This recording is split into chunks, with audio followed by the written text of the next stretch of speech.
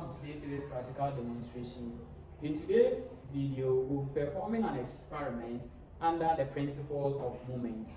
This experiment is crucial under equilibrium of forces acting on a body.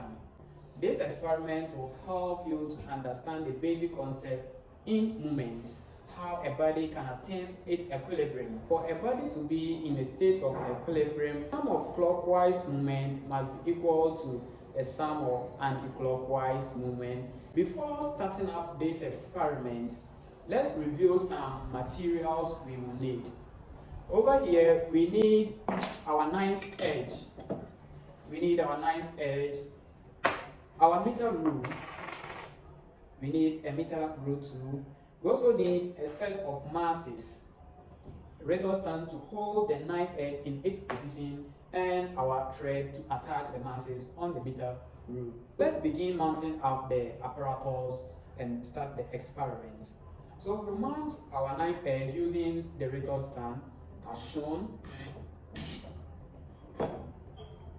From here, we detect the center of gravity of this meter rule that we are using. In doing that, we will set the meter rule on the knife edge and adjust its position until it balances horizontally as such. It balances horizontally without falling. Then we read and record the position on which the knife edge is. From here is 49.9, so 50. So over here is 50. We read and record our center of gravity G to be 50 centimeters. So we read and record our center of gravity G to be 50 centimeters. That's the point on the meter rule of which it balanced horizontally on the knife edge. We proceed with the experiment by attaching our masses on the meter rule and determine the position of which it will balance. We first set our constant mass M, which is 20 grams. And as you can see on it is 20 grams. We set our mass M on the meter rule, which is 20 grams at point P. As you can see on the diagram above. From the diagram from A to P is what? 10 centimeters. So from this place to where I've attached the mass M to is 10 centimeters. And I'm done setting the constant mass at the 10 centimeters mark on the meter rule. I proceed without changing the center of gravity on the meter rule. It means that the position of which the meter rule balanced horizontally must not be changed. It must remain constant throughout the experiment. So over here it's 50, so it must remain at the 50th centimeters mark. Then I set my other masses, that's the variable ones, at point Q. And we begin with the 20 grams. So I begin with the 20 grams. Without changing the center of gravity, I adjust the position of this mass until the meter rule balance horizontally. If I leave the meter rule, you see it's falling to this side. It means that it's not balanced. This body is not in a state of equilibrium unless we adjust this mass. In doing that, we'll bring it forward and see whether it will balance. And when I leave it, it's going in this direction. It means I need to change the position backwards or forward. So let me bring it forward and see. When I bring it forward, the same thing is going in this direction. It means that when it's falling in this direction, I need to move this mass in the opposite direction. Because the body is falling in this direction, this position must be altered in its opposite direction. So I'll set it here. And it's like it's balancing. Okay. Then I'll move it far. Here we go. It's balanced. So now that we have balanced our body, we measure the distance from this place from where point P is to where G is, that's the center of gravity, is our D1. And we place this one on the 10th mark, that's the 10 centimeters mark. And it balances horizontally at the 50th mark. So it means from here to here is 40 centimeters. So our D is equal to 40 centimeters. Then we proceed and measure our DI. That's from this place to this place. Our DI. So we construct our table of results using our M, which is in grams. And our DI, which is in centimeters. The first mass we place it at the MI was 20 grams. Was 20 grams. And after we balance this body horizontally, we measure the distance DI. And from this place, it balanced at the 10.5 centimeters mark. From this place to this place is 10.5. It means over here, from this place to that place, is 39.5 centimeters. 39.5 centimeters as such. We proceed with the experiment by changing the masses at this place, that's the MI. From the question, we have to repeat this same procedure for M to be 30, 40, 50, and 60. So over here, we change our mass M to 30 grams. Then we do the same experiment for the 30, and go to 40, to 50, and to 60. In each case, we will determine our distance, DI. So let me add my 10 grams to the 20, making 30. Now it's 30. If you leave the meter rule, you see what it will be. It will fall in this direction. It means we need to move this mass in the opposite direction. Because it's falling in this direction, we need to move it in the opposite direction. So we'll bring it in the opposite direction. So make sure the knife edge is at the 50th mark or at the center of gravity of this ruler.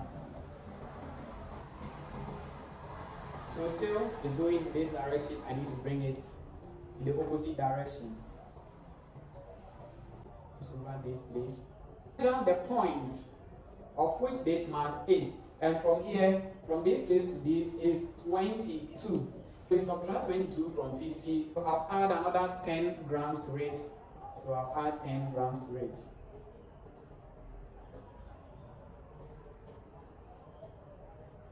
If you leave it, it will fall in this direction. It means we must move it in the opposite direction.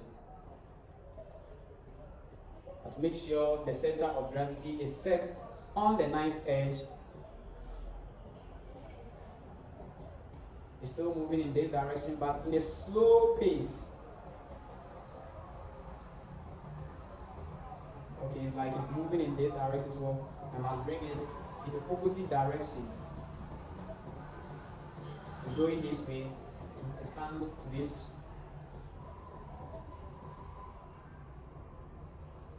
Okay, and our body is in an equilibrium when we add mass 40 to it. Then we read and recall the position. From here, this place to this place is 28, but D is from this place to this place. So we need to subtract 28 from 50. In doing that, we can have about 22.00 centimeters. Then we proceed with our mass 50. There is our mass 50. We set it on it. So I'll take all of this off. Set the mass 50 on it. And I balance it. It's moving in this direction. So I must bring it the opposite.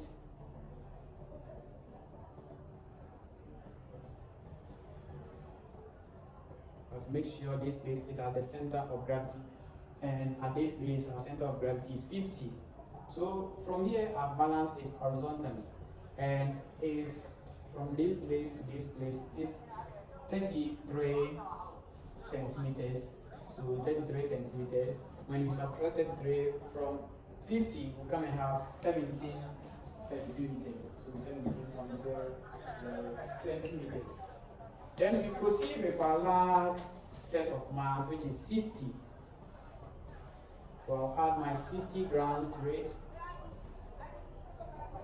It's going in this way and I leave it, so I need to bring it in the opposite direction.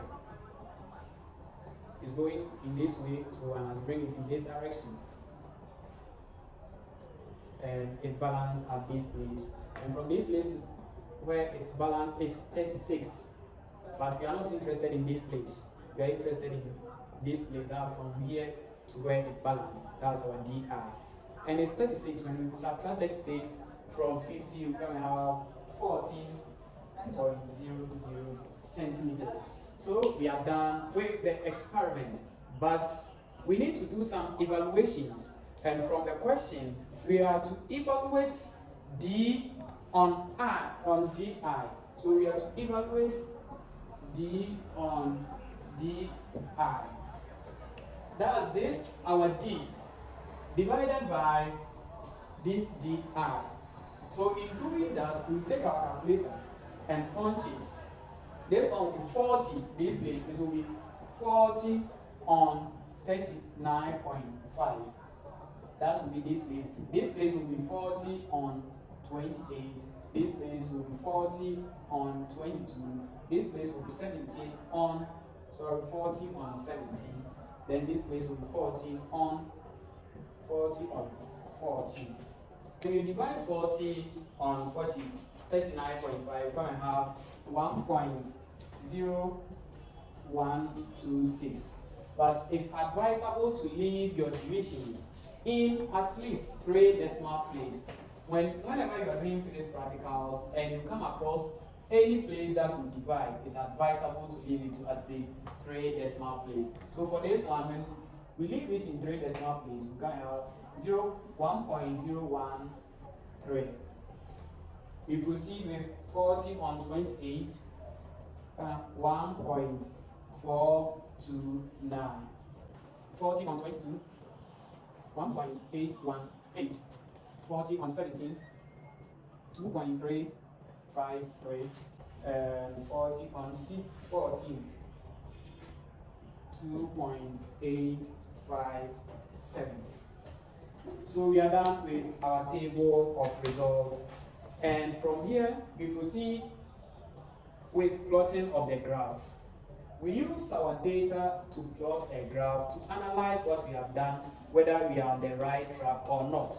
The slope of the graph will determine if the experiment was done perfectly or there was some errors in it. From the question, we have to plot a graph of M on the vertical axis and D on DI on the horizontal axis. So we have to plot a graph of M on the horizontal vertical axis and D on DI on horizontal axis. This place doesn't have any limit, because this is in centimeters and this is also in centimeters. So centimeters over centimeters, it will cross out. But the mass has units, so you bring your units. From here, you choose a reasonable scale for your graph.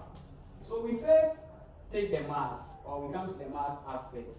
And at this place, the bigger value is 60. And our number of boxes at this place, when you count, is 12. So how are we going to manage these boxes with this our maximum number?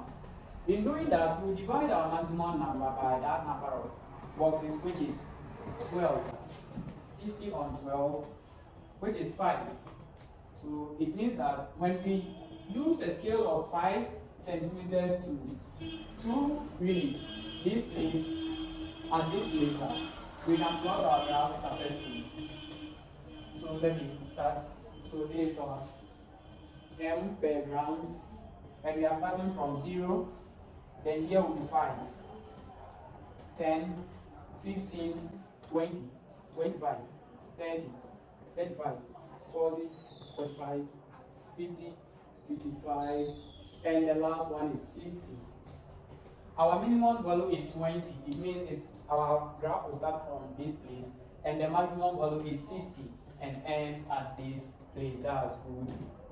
Then we come to the horizontal axis. At this horizontal axis, in choosing a scale for it, we can follow this same approach, or we can decide to use different approach, and that's using the difference of the minimum and the maximum.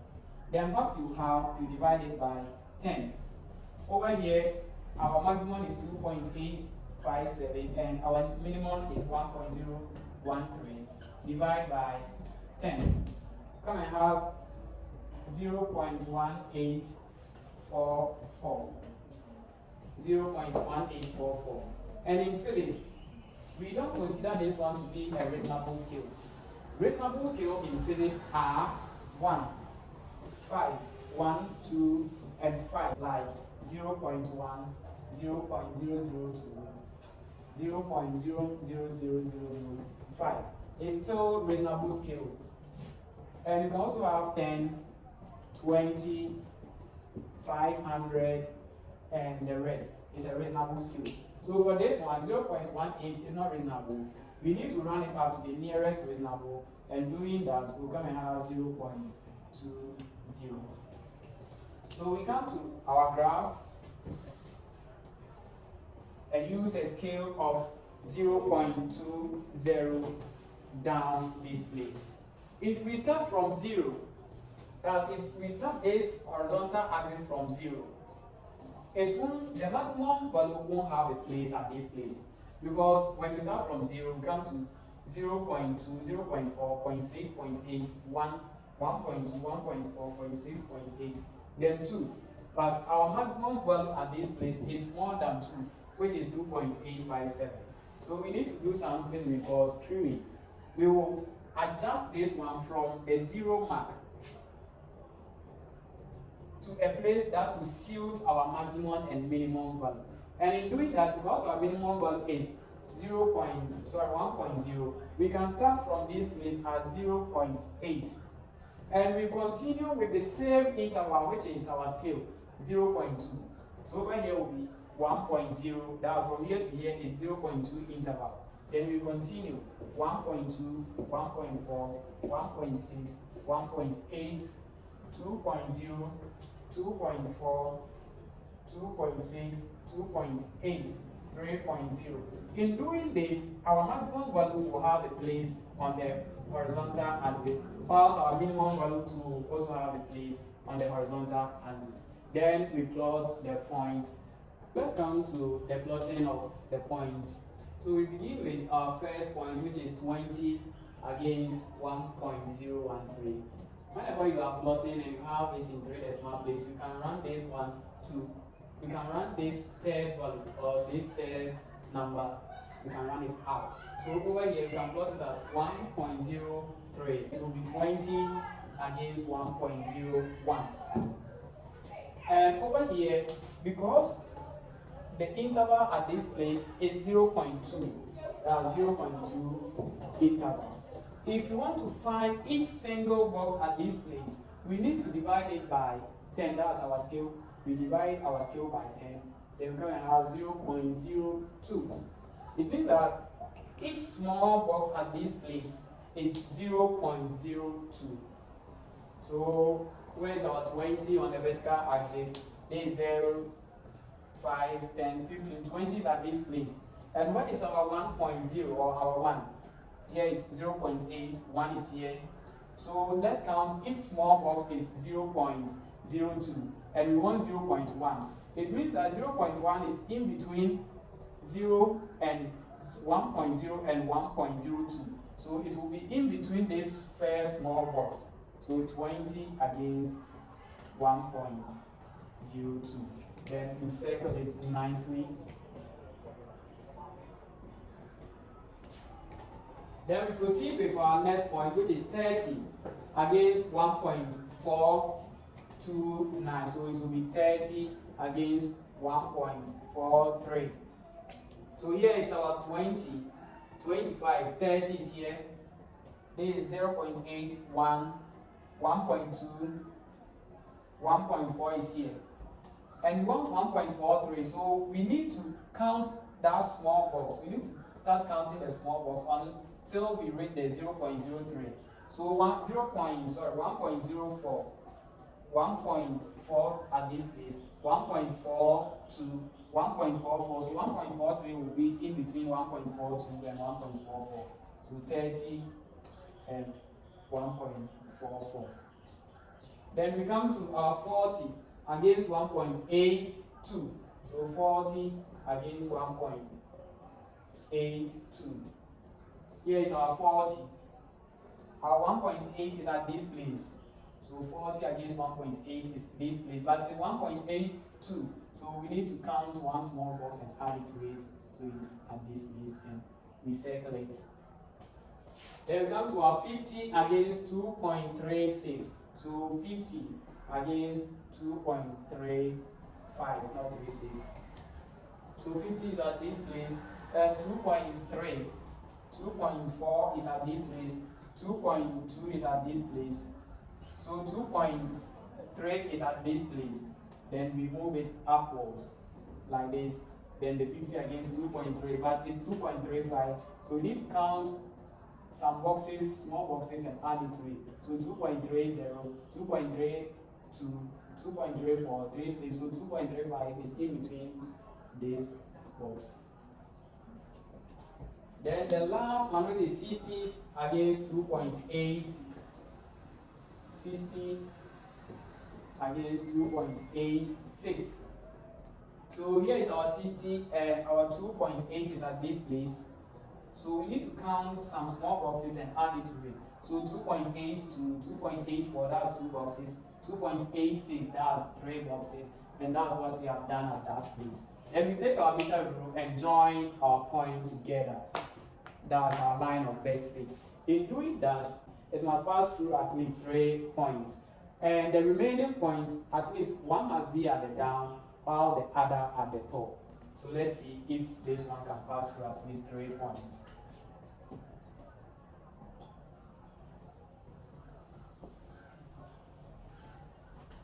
Now, these 2 points. Okay, so I think this place.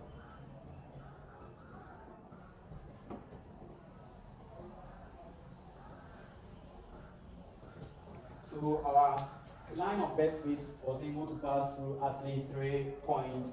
And as you can see, the remaining point, one is at the top, while this one is at the down. If you can see it clearly, this one is at the down. So the point passed through this, and that. From here, we determine our slope. For you to determine your slope, we need to take 2 points on this line of best fit. You take the difference of it. That will take the difference of the horizontal axis and that of the vertical axis. Then find the ratio of them all together. So from here, we can take a point from somewhere like this place, and maybe somewhere like this place too. Then we draw our large triangle.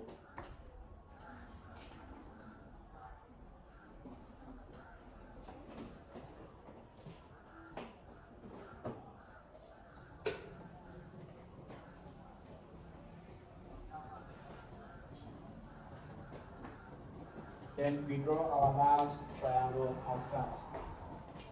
Let me indicate this place. So here is the change in the mass. So change in M per grams, and here is the change in the D on the DI. So from here we proceed with our determination of the slope, which is S. That's our slope. And for us to get the slope, we need to take 2 points. That's what we have done at this place. So let's also recall the points at this place. The first point, that's this one, is 49.5 against 2.4. So we are taking 49.5 against 2.4. And the second point, which is this one, is at 20 against 1.0. So 20 against 1.0. For us to determine our slope, the formula is change in the vertical axis. That is, in this case, change in our M over change in the horizontal axis. In this case, change in our D on DI. So our S will be the change in the horizontal axis. So the vertical axis will be this one and that. That's, if you look at this place, is this place and this place. So the difference, that's what we need. So it will be 49.5 minus 20. That's the change in the vertical axis. Then come to that of the horizontal axis is 2.4 minus 1.0. You can have your slope to be, here will be 29.5 against 1.4. And when we point this one on our calculator, we can have 21.071. Therefore, our slope S is equal to 21.07. And the SI unit, when you come to this place, this mass is in grams, so this G. And this doesn't have any unit, so the SI unit will be in grams. That is the slope. And we are done with the practicals for 25 good marks.